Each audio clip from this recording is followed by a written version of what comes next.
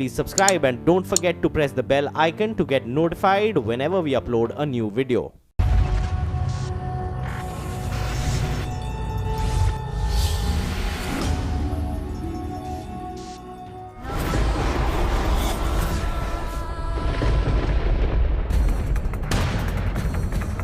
एक इंसान जब बहुत छोटी जगह पे होता है तो घबराहट होती है, आदमी को लगता है कि उसका दम घुट रहा है। हर कदम बहुत मुश्किल है। आपको दिखाऊं किस तरह से यहाँ पर एक एक कदम, और सबसे बड़ी बात यह है कि आपको अपने सर का ख्याल रखना पड़ता है। और लेकिन प्रॉब्लम यही है कि यहाँ पर जगह नाम की चीज नहीं है। इस सफर की हर तस्वीर वैसी ही थी जैसी शिव पुराण में लिखी गई। यहाँ से गुजरने के लिए आपको इस रस्सी का सहारा है और उसके अलावा नीचे करीबन 10 फीट का ड्रॉप है। अगर आपका पैर हल्का सा भी फिसला तो आप कहाँ जाएंगे इसका अंदाजा कोई भी नहीं लगा सकता। गुफा की हर अंधेरी गली में वही मिला जो ग्रंथों में बताया गया। अभी देखिए, यहाँ पर आपके पास बस इतनी जगह है, कुछ इंच की जगह है, और उसी में आपको चलते रहना है। न रोशनी का सुराग, न मंजिल का कोई पता, जहां इंसान की एक एक सांस किसी संघर्ष से कम नहीं है। अगर ऐसी जगह पर किसी को सफोकेशन हो जाए, उसको बेहोश हो जाए, तो उसको किस तरह से निकाला जाएगा, जहां पर कोई आदमी भी सीधा नहीं निकल सकता। ये सफर है पुराणों की सच्ची घटनाओं पर आधारित शिव के एक सच्चे स्थान का। ये हमारी जो नेक्स्ट चुनौती है वो ये है कि अब आपको इस पूरे रास्ते में नीचे बैठ कर जाना होगा, लेट कर जाना होगा, क्योंकि आगे जगह नहीं। ये सफर है एक ऐसी दुनिया का जहां शिव के रूप भी हैं और शंकर की सेना भी। ये सफर है एक ऐसी गुफा का जहां महाकाल पर भी काल का साया मंडराया था, जहां एक राक्षस से बचने के लिए खुद महादेव ने शरण ली थी, जहां रास्ता है उस त्रिलोक का जो महादेव की महिमा से आज भी कायम है। स्वर्ग का रास्ता यहाँ पर है। अगर आप देखेंगे तो आपको ऊपर की तरफ गुफा में जाता हुआ एक रास्ता दिखाई देगा। आधी हकीकत आधा फसाना में आज देखिए महादेव शिव का एक अनदेखा बसेरा, हिमालय की एक ऐसी दुनिया की तलाश जहां महादेव की वो कहानी हजारों चमत्कारों के साथ आज भी जिंदा है। कहानी शिव की, कहानी भस्मासुर की, और उस गुफा की जहां शिव ने पूरे परिवार के साथ डेरा जमाया था।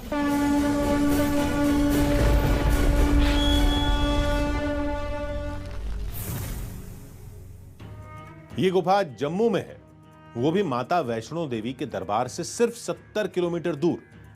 शिव पुराण की माने तो एक राक्षस से बचकर महादेव ने इसी गुफा में डेरा जमाया था, और युगों पुराने वचन को निभाने महादेव आज भी पूरे परिवार के साथ उस गुफा में आते हैं।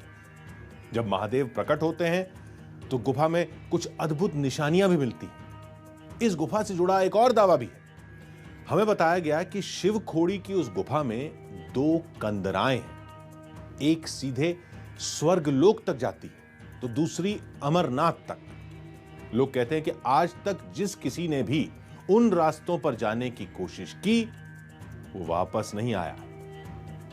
आज एक कोशिश हम भी करने वाले हैं, यानी पहली बार कोई टीवी कैमरा उन अंधेरी कंदराओं में दाखिल होने वाला है। तो चलिए शुरू करते हैं शिव खोड़ी का एक रोमांचक सफर।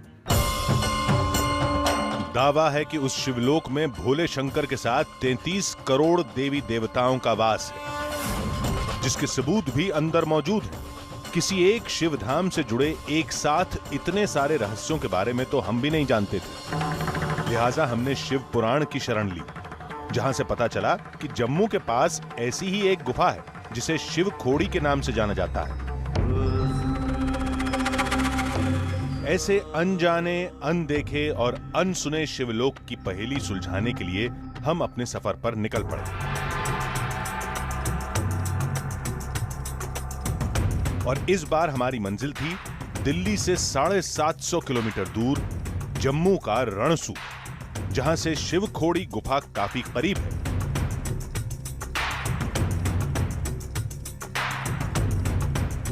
सफर के दौरान हमारे जहन में शिवखोड़ी की पहेली लगातार घूम रही थी। हमें बताया गया कि शिवखोड़ी के साथ शिव की एक अद्भुत लीला है और वो लीला भस्मासुर राक्षस के वध से जुड़ी है।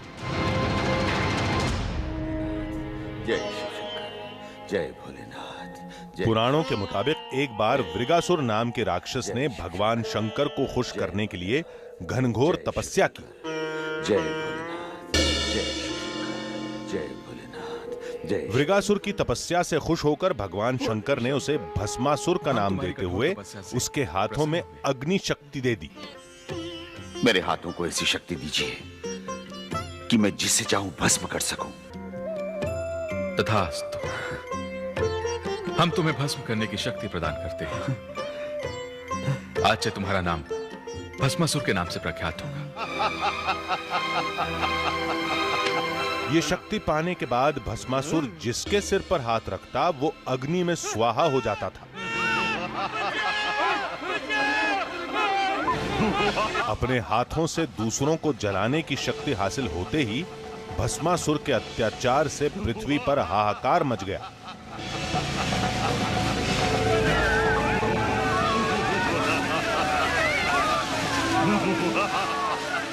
ताकत के घमंड में चूर भस्मासुर ने शिवशंकर को भी अग्नि से भस्म करने की चेतावनी दे दी।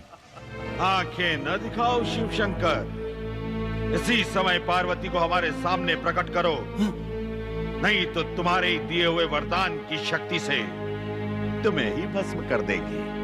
नारायण नारायण। भस्मासुर से बचने के लिए भगवान शिव ने पृथ्वी पर शरण ली। दृश्य मैं तुम्हें नहीं छोड़ूंगा शिवशंकर। लेकिन भस्मासुर ने उनका पीछा नहीं छोड़ा। बताया जाता है कि भस्मासुर से बचने के लिए भोले शंकर ने अपने परिवार के साथ शिवखोड़ी गुफा में शरण ली थी।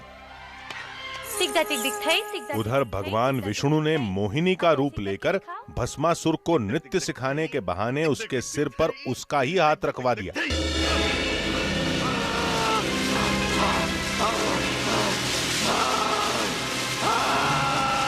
पौराणिक कथाओं के मुताबिक भस्मासुर के खत्म होने के बाद भी शिव अपने परिवार के साथ गुफा में ही रहते थे। तभी से उस जगह को शिवखोड़ी के नाम से जाना जाता है।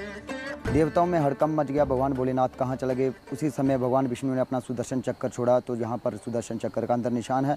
वहाँ भगवान उसी से माध्यम से पता चला कि भगवान भोलेनाथ अपने परिवार को लेकर यहाँ विराजमान है।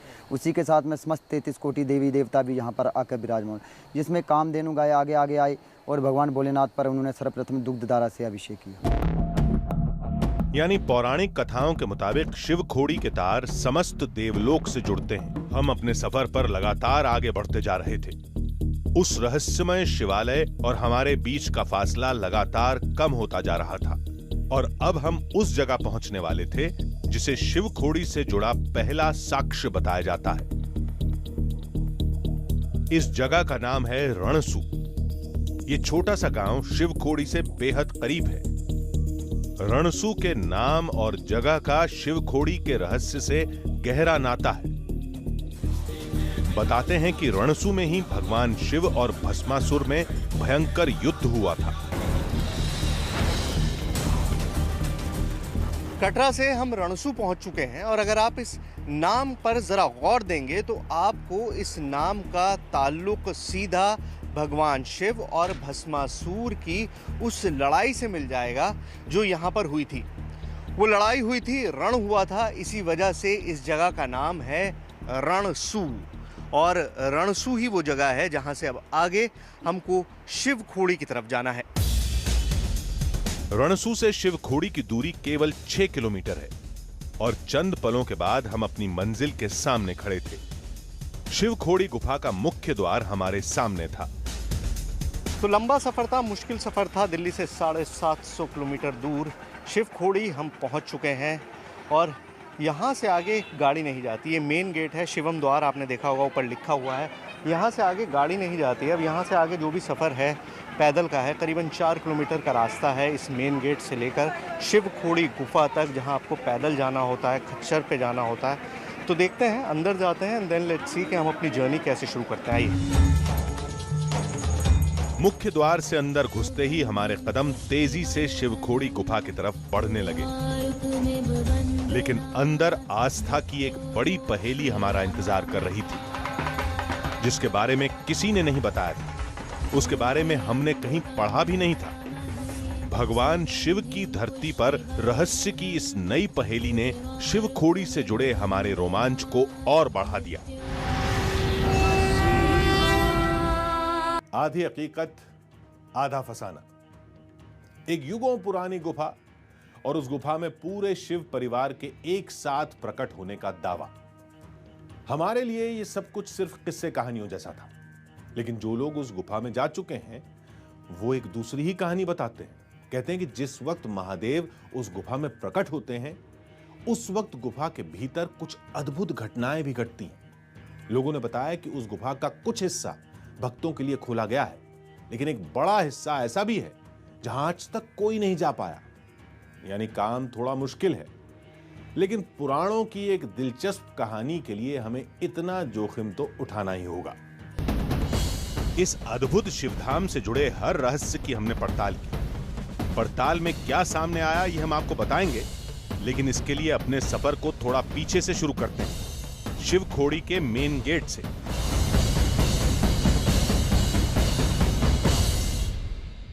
शिवखोड़ी के मुख्य द्वार तक हम पहुंच गए थे। ये रास्ता है जो शिवखोड़ी केव तक, गुफा तक जाता है, लेकिन यहाँ से पैदल रास्ता है, 3.5-4 किलोमीटर का रास्ता है और काफ़ी सारे इक्विपमेंट है हमारे पास, तो पैदल जाने में बहुत वक्त भी लगेगा और काफ़ी थका देने वाला सफ़र होगा, इसलिए घोड़े से जाने की ख्वाहिश है। ये बताइए सर, कितना चार्ज करते हैं आप? 365 रुपये आने जाने का। तो चलिए, लेकर चलिए फिर।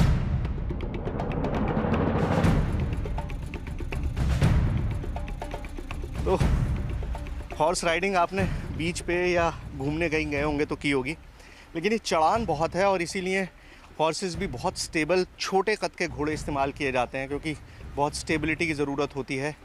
तो चलिए। गाड़ी के बाद घोड़े पर सवार होकर हमने शिव के उस अद्भुत धाम की ओर बढ़ना शुरू किया।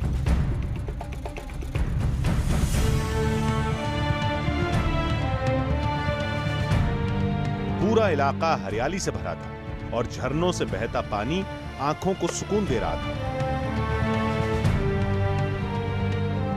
तो आखिरकार 1 घंटे का सफर तय करके हम शिवखोड़ी गुफा पहुंच गए हैं और घोड़े से भी अगर आप यात्रा करें, खच्चर से भी आएँ तो आप यहीं तक आ सकते हैं। इसके आगे का रास्ता पैदल है।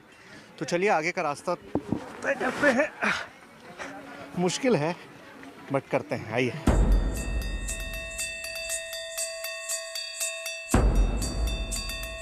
तभी हमने सड़क के बगल से ऊपर जाने का एक रास्ता देखा, जहां से लोगों का आना जाना लगा था। हमने भी उस रास्ते पर अपने कदम बढ़ाए।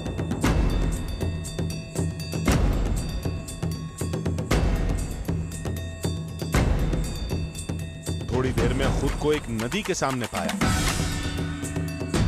मालूम चला कि इस नदी का नाम दूध गंगा है, जिसमें नहाने के बाद ही भक्त शिवखोड़ी के दर्शन के लिए आगे बढ़ते हैं। दूध गंगा के तट पर हम शिवखोड़ी से जुड़ी भगवान शिव की एक अद्भुत लीला से रूबरू हुए।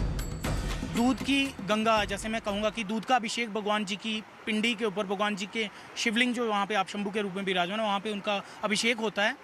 तो वो शिवरात्रि के उपलक्ष्य में अक्सर लोगों ने देखा है कि वो चमत्कार हुआ है कि वो जो जल की जो बूंदें वहाँ पे बरसती हैं वो दूध में वो चेंज हो जाती हैं। मैंने ये ऐसा देखा कि शिवरात्रि पे वहाँ पे, यहाँ आज जल की धारा बहती, वहाँ पे मैंने दूध अपनी आंखों से बहता हुआ देखा है सर। दूध गंगा नदी की धारा उसी पहाड़ से फूटती है जिसके गर्भ में शिवखोड़ी गुफा है। मान्यता है कि इस नदी का पानी ही महाशिवरात्रि में दूध जैसा सफेद हो जाता है, जिससे शिवखोड़ी गुफा के शिवलिंग का अभिषेक होता है। नदी का अंत और उद्गम किसी को नहीं पता। कोई नहीं जानता कि ये शुरू कहाँ से होती है, पहाड़ के किस हिस्से से ये पानी बहता है, इकट्ठा होता है और नदी का एक छोटी सी नहर का रूप ले लेता है। ना ही कोई ये जानता है कि ये ख़त्म कहाँ होती है। इसे दूध गंगा कहा जाता है। माना जाता है कि गंगा की तरह ही ये पवित्र है और गंगा की ही तरह ये भगवान शिव की जटाओं से निकलकर यहाँ पर बह रही है। और शायद यही वजह है कि लोग इसको भी उतना ही पवित्र मानते हैं जितनी कि गंगा। यहाँ आने वाले लोग इसका पानी अपने साथ ले जाते हैं, अपने पास रखते हैं और गंगा जल की तरह ही उसे इस्तेमाल करते हैं। दूध गंगा है।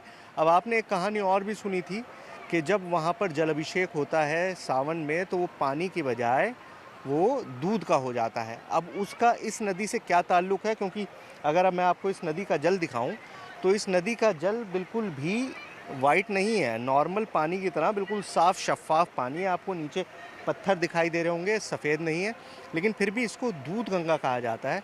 और मान्यता यही है कि ये सीधी भगवान शंकर की जटाओं से निकल रही है। कहीं आस्था तो कहीं खौफ। शिव तंत्र से जुड़े इस पूरे इलाके में चमत्कार की कई कहानियां हैं। उस जगह से हम लौट गए क्योंकि हमारी मंजिल दूध गंगा नहीं बल्कि शिव खोड़ी गुफा थी।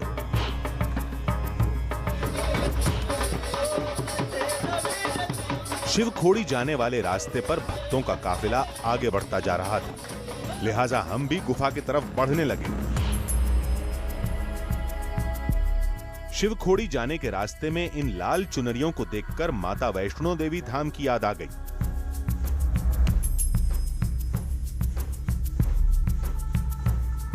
यहां हर एक चुन्नी का वास्ता किसी न किसी मनोकामना से है।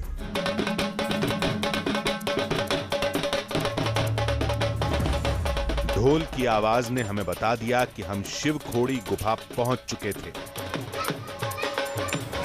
यहां पर कुछ भक्त ढोल की थाप पर थिरक कर सफर की थकान को दूर करने में लगे थे।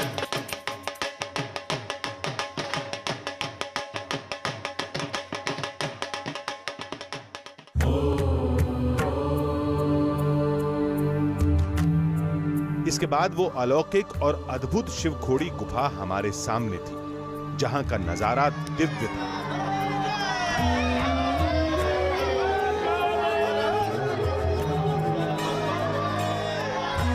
गुफा के मुख्य द्वार के सामने सैकड़ों भक्त दर्शन के लिए अपनी बारी का इंतजार करते हुए दिखाई दिए।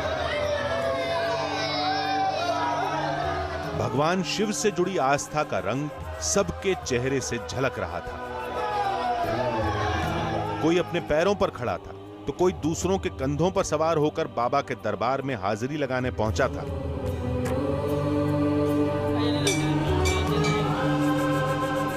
चारों तरफ पहाड़, पत्थर, हरियाली और बीच में शिव का ये बसेरा, जहां आज हमें कई चमत्कारों की पड़ताल करनी है। क्या वाकई कोई ऐसी जगह हो सकती है जहां भगवान शिव छुपे थे अपने पूरे परिवार के साथ? क्या वाकई कोई ऐसा वक्त था जब भगवान शिव को खुद अपनी जान का खतरा था? ये कहानियाँ सुनने में बड़ी मिथक जैसी लगती हैं, लगता है कि इन पर भरोसा कैसे किया जाए। लेकिन हम पहुंच चुके हैं शिव खोड़ी, यानी वो जगह जो खुद सबूत है उस पूरे वृतांत का, उस पूरी कहानी का सबूत, वो गुफा शिव खोड़ी। हम वहां पहुंच चुके हैं और अब वक्त है उस गुफा में अंदर जाने का। चुनौती यह थी कि 200 मीटर लंबी इस गुफा के अंदरूनी हिस्से में जिसने भी जाने की कोशिश की वो जिंदा वापस नहीं आया। रहस्यों की चादर में लिपटी शिव खोड़ी गुफा के प्रकट होने की भी अपनी अलग ही कहानी है। तो ये गुफा आदि काल से यहाँ पर मौजूद है। कोई नहीं जानता कि गुफा कब से यहाँ पर है। कहा जाता है कि पुराने ऋषि मुनि इस गुफा में आकर तपस्या करते थे, घोर तपस्या करते थे। लेकिन तब एक वक्त आया जब जंगलों में ये गुफा कहीं खो गई, किसी को भी नहीं पता था कि ये गुफा कहाँ है, और फिर इस गुफा को दोबारा तलाशा गया। पंडित जी हमें बताइए कैसे तलाशा गया और फिर किसने यहाँ पर इसका प्रचार प्रसार किया? यह गुफा प्राचीन काल से ही है और साधु संत इस गुफा में तपस्या करते थे।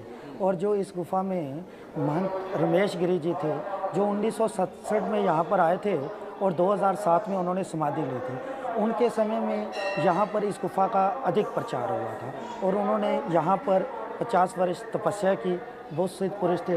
ये उनका फोटो है और ये समाधि है। आगे बढ़ने पर हमने जो देखा उसने हमें बुरी तरह चौंका दिया।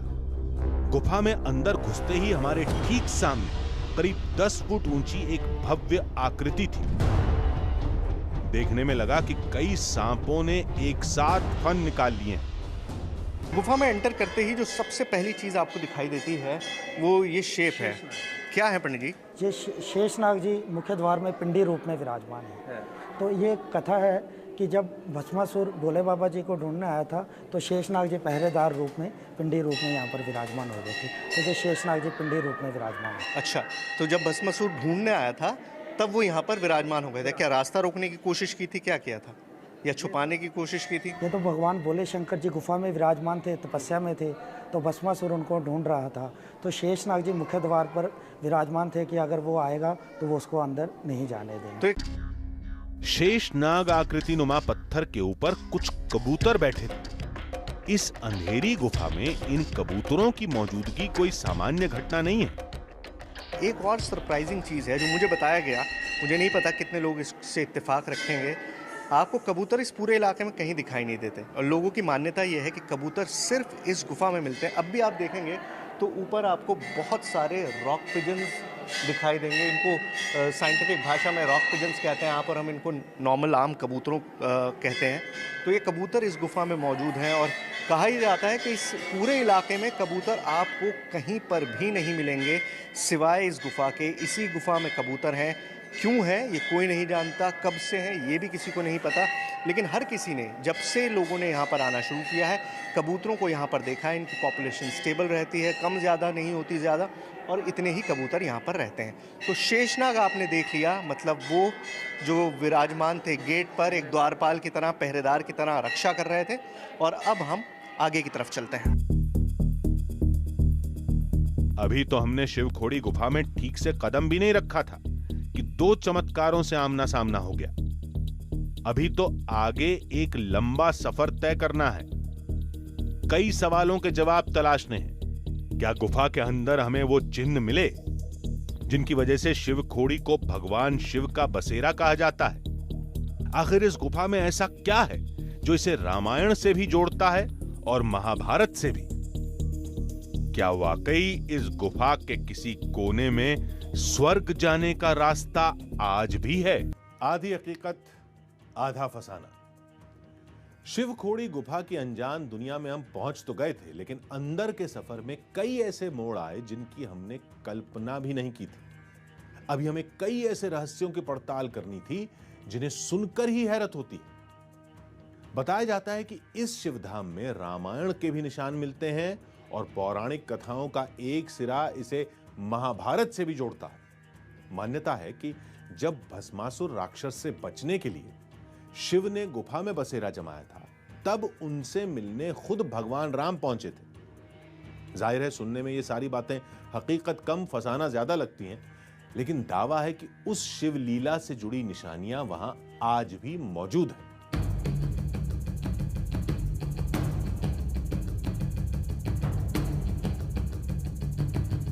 शिव तंत्र की अनसुलझी पहेलियों में उलझा एक रहस्य लोक शंकर की मुलाकात का गवाह है। माना जाता है कि जब भगवान शिव इस गुफा में थे अपने परिवार के साथ, तो राम उनसे मिलने आए थे। इस गुफा से जुड़ी पौराणिक कथाओं का एक सिरा महाभारत से भी जुड़ता है। इन गुफाओं में वनवास के दौरान पांडवों ने भी लंबा वक्त यहाँ पर बिताया, जहां से स्वर्ग जाने का रास्ता आज भी दिखता है। सामने ऊपर स्वर्ग गुफा का रास्ता है। जिस शिवखोड़ी गुफा में खुद महाकाल को काल से बचकर शरण लेनी पड़ी हो, वहां हमें क्या मिलेगा? इन बातों से अनजान हमने अपने सफर को आगे बढ़ाया। आने वाले खतरों से अनजान हम गुफा के अंदर बढ़ते जा रहे थे। अब हमारी असली चुनौती यहां से शुरू होने वाली थी। हिमालय की ये नेचुरली फॉर्म्ड गुफा है शिव खोड़ी और स्टैलेक्टाइट फॉर्मेशंस हैं। और मैं आपको दिखाऊं, यहाँ पर पानी लगातार रिसता रहता है। ऊपर भले कितना भी सूखा हो, पानी हो या ना हो, लेकिन यहाँ दीवारों में से पानी हमेशा गिरता रहता है, इसीलिए यहाँ पर ख़तरा भी बहुत रहता है। अब ये हमारी जो नेक्स्ट चुनौती है वो ये है कि अब आपको इस पूरे रास्ते में नीचे बैठ कर जाना होगा, लेट कर जाना होगा, क्योंकि आगे जगह नहीं है। तो पंडित जी चलिए, आप आगे चलिए, फिर हम चलते हैं।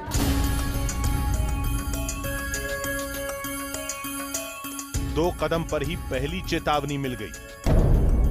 सर सिर बचा के। शिव खोड़ी गुफा में बहुत सारी ऐसी जगहें हैं जहां पर आपको इस तरह से बैठकर गुजरना पड़ता है। खतरा ये होता है कि बहुत सारे पत्थर निकले हुए हैं जो सर पर लग सकते हैं, आपको चोट लग सकती है, बहुत ज़्यादा खतरा है। तो एक एक कदम आपको फूंक कर रखना पड़ता है और इस तरह से आपको चलना पड़ता है। सफोकेशन बहुत ज़्यादा है, ह्यूमिडिटी बहुत ज़्यादा है, सांस लेने में काफ़ी दिक्कत होती है। आइए। हर कदम के साथ मुश्किलें बढ़ती जा रही थीं।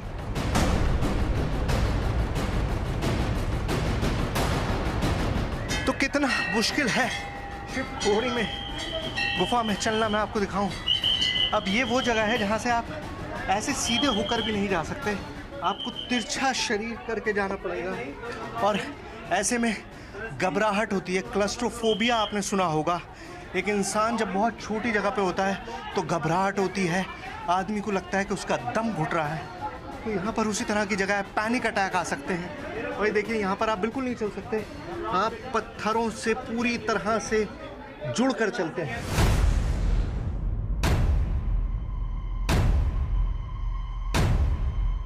यहां से जैसे तैसे निकले तो आगे फिर फंस गए। शिव खोड़ी के अंदर हमारी यात्रा जारी है, लेकिन हर कदम बहुत मुश्किल है।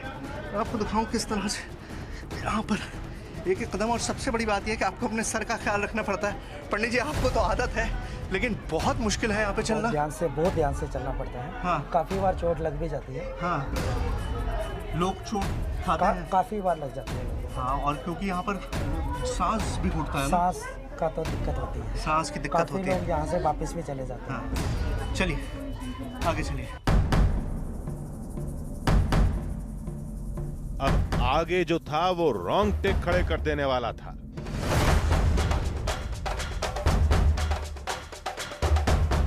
मैंने अपने इस पूरे करियर में बहुत सारी खतरनाक जगहों पर शूट किया है, लेकिन मैं आपको बताऊं, इससे ज़्यादा खतरनाक शायद कुछ नहीं होगा। अभी देखिए, यहाँ पर आपके पास बस इतनी जगह है, कुछ इंच की जगह है, और उसी में आपको चलते रहना है। मेरे कैमरामैन किस तरह से शूट कर रहे हैं, उनकी हिम्मत को है, क्योंकि उनके पास भी टेढ़े खड़े होकर, मुड़ के खड़े होकर शूट करने की जगह नहीं है। उल्टा कैमरा पकड़ के कैसे कर पा रहे हैं। लेकिन ये एक बहुत मुश्किल सफ़र है, और सबसे बड़ी बात यह कि आपको बहुत ख्याल रखने की ज़रूरत है। पंडित जी, ये बताइए, अभी तो लाइट वगैरह है, जब लाइट वाइट नहीं थी तब लोग किस तरह से आते थे यहाँ? तब ऐसा है कि यहाँ से ना लकड़ी जलाकर अंदर आते थे। अच्छा, तो जहाँ जगह ही नहीं होगी वहाँ कैसे लकड़ी जलाते थे? सर वो लकड़ी जला के अंदर आते थे। अच्छा। यहां हर एक मोड़ चुनौतियों का पहाड़ था।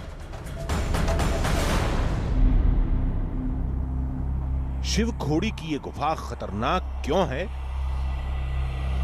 इसका हमें आगे जाकर पता चला। शिव खोड़ी गुफा के अंदर खास बात यह है कि यहाँ पर हर वक्त पानी भरा रहता है। इस बार बरसातों में ये पानी कहाँ से आता है पंडित जी? ये ऊपर से देखिए, दीवारों से इस तरह से पानी चूता रहता है, हर वक्त पानी यहाँ पे बूंद बूंद करके गिरता रहता है। हाँ पंडित जी? हाँ जी। और बरसातों में यहाँ पर ये गुफा हर साल 2-3 दिन के लिए बंद भी हो जाती है, पूरा पानी भर जाता है। अच्छा, 2-3 दिन के लिए पूरी गुफा बंद हो जाती है, पानी इतना ज़्यादा भर जाता है। और अभी भी देखिए, हर जगह से पानी, हर पत्थर में पानी मौजूद है, नमी मौजूद, हर तरफ पानी बह रहा है। और यही पानी इतना ज़्यादा बढ़ जाता है बरसात में कि गुफा कुछ महीने के लिए बंद हो जाती है।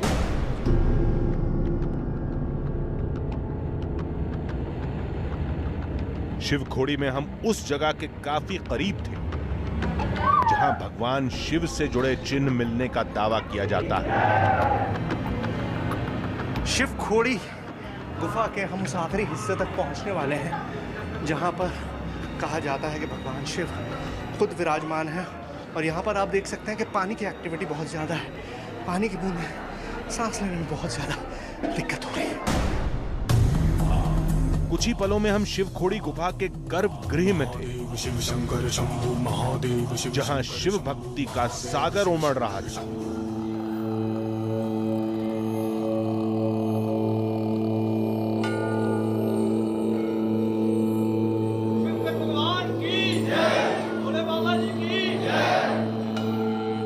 यहां एक अद्भुत शिवलिंग नजर आया जो अपने प्राकृतिक रूप में था। शिवखोड़ी का शिवलिंग बिल्कुल वैसा ही था जैसा हमने शिव पुराण में पढ़ा था। अमरनाथ की गुफा में शिवलिंग बर्फ से आकार लेता है, तो यहां शिवखोड़ी में पत्थर खुद शिवलिंग की आकृति में ढल गए थे। भक्तों का तांता लगा था। शिवलिंग के आसपास और भी कई पिंडी थी। बताया गया कि ये भगवान शिव का परिवार है जो आदिकाल से यहां मौजूद है। शिवखोड़ी के गुफा के सबसे मेन हिस्से में मुख्य जगह पर हम पहुंच चुके हैं। पंडित जी, हमको ये बताइए, यहाँ पर बहुत सारी चीज़ें मौजूद हैं, क्या क्या है? ये भगवान भोले बाबा जी माँ पार्वती जी के सहित शिवखोड़ी धाम में विराजमान हैं।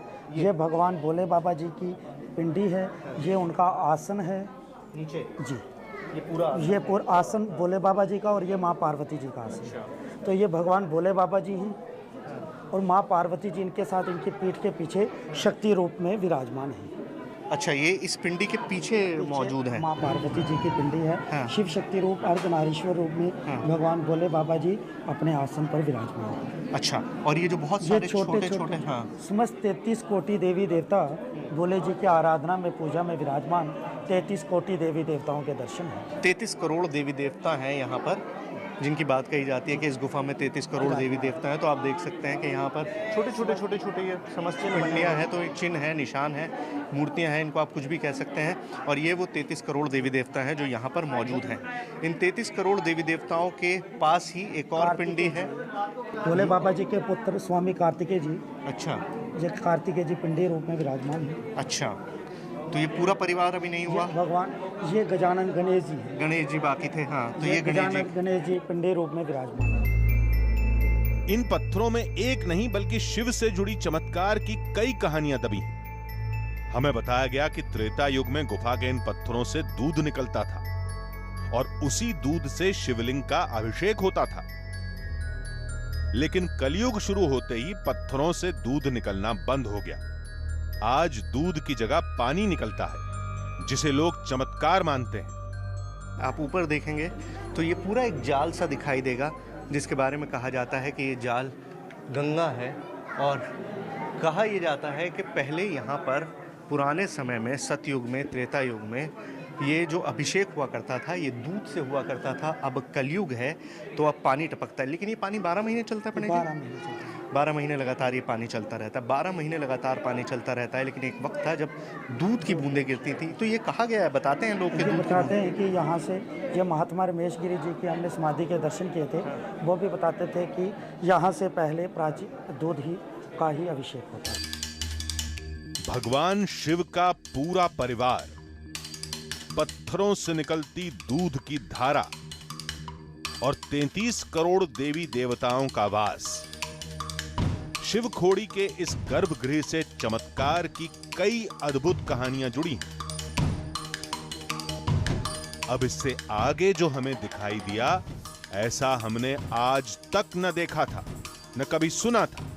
शिव की इस गुफा में शैव और वैष्णव दोनों संप्रदायों के एक होने का सबूत भी मौजूद है। इसी गुफा में, शिवखोड़ी में ही ये कमाल है। और इसीलिए इसकी मान्यता बहुत ज़्यादा है कि यहाँ पर शैव और वैष्णव दोनों चीज़ें मौजूद हैं। यहाँ शिव भी है और यहाँ पर राम भी है।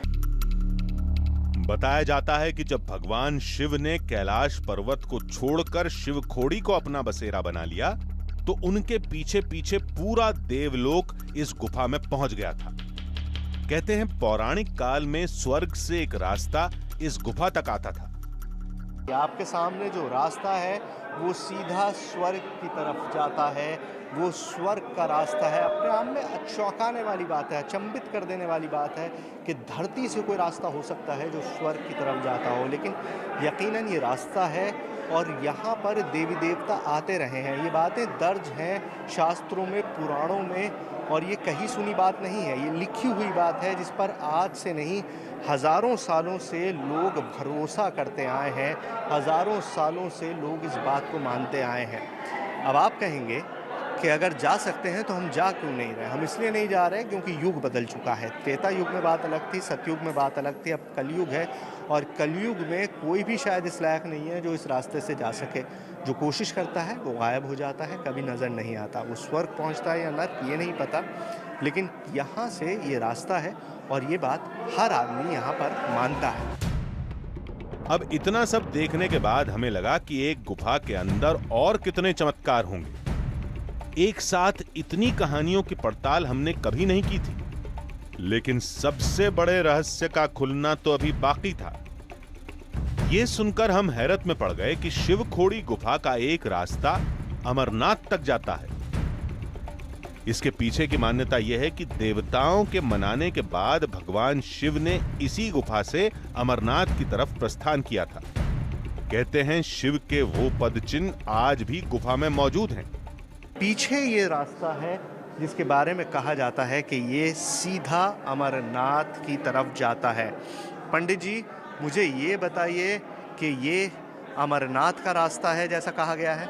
जी, जैसे हमने गुफा के मुख्य द्वार में महात्मा रमेश गिरी जी की समाधि देखी, तो उनके मुख से मैंने भी सुना हुआ है कि शिवखोड़ी धाम से ही साधु संत यहाँ पर तपस्या करते थे, और फिर तपस्या के उपरांत वो शिवखोड़ी धाम से इसी मार्ग द्वारा अमरनाथ जी को जाते थे। अगर जंगल और बर्फ से ढके पहाड़ी रास्तों से पैदल जाएं तो जम्मू से अमरनाथ गुफा की दूरी करीब 200 किलोमीटर है। जाहिर है ये सुनकर शायद ही किसी को विश्वास होगा कि शिवखोड़ी गुफा के अंदर से अमरनाथ गुफा के लिए कोई रास्ता जाता होगा, लेकिन इस गुफा की खोज करने वाले शख्स के मुताबिक एक समय में ऐसा रास्ता था। और ये बात कोई बहुत पुरानी नहीं, हर साल ऐसा होता है, और ये बात भी कोई पुरानी नहीं है। मतलब जब गुरुजी बता रहे हैं तो गुरुजी अभी पिछले 50 साल की ही बात है। ये बात भी कोई बात पुरानी नहीं है कि यहाँ पे लोग गए और उसके बाद वापस नहीं लौटे। आपने कोशिश की है जाने की? जी, मैं एक बार गया था लेकिन लास्ट तक नहीं गया। हाँ। यहाँ तक गया तो काफ़ी सारे पत्थर गिरे हुए थे। हाँ। तो हम फिर वहाँ से और सांप भी दिखाई दिया? वो मेरे को नहीं, जो हमारे बाद यहाँ पुलिस इंचार्ज थे वो गए थे, और वो तो थोड़ा सा या सामने से ही वापस आ गए थे। आगे उन नाग देवता बैठे हुए थे तो वो वापस आ गए थे। शिवखोड़ी गुफा में कदम कदम पर शिव तंत्र से जुड़े चमत्कारों की चकाचौंध है, लेकिन विज्ञान इसे कोई चमत्कार नहीं मानता। विज्ञान के मुताबिक ये आकृतियां भूगर्भ में पानी, हवा और गैस की रासायनिक क्रियाओं का असर हैं। पत्थरों की ऐसी आकृतियां पहले भी कई गुफाओं में देखी गई, लेकिन शिवखोड़ी में मिलने वाली निशानियां और इनसे जुड़ी आस्था को एकदम से खारिज नहीं किया जा सकता। कुछ ऐसी बातें हैं जिन्हें नकारना मुश्किल है। शिवखोड़ी जम्मू की पवित्र धरती पर ही स्थित क्यों है, जहां से अमरनाथ और मां आदिशक्ति की महिमा जुड़ी है?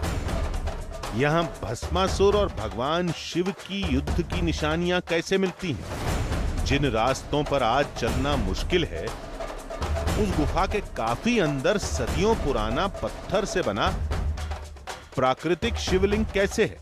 और सबसे बड़ी बात, शिवखोड़ी गुफा के तार पौराणिक कहानियों से कैसे जुड़ते हैं और इसके एक एक चमत्कार का जिक्र शिव पुराण में क्यों है?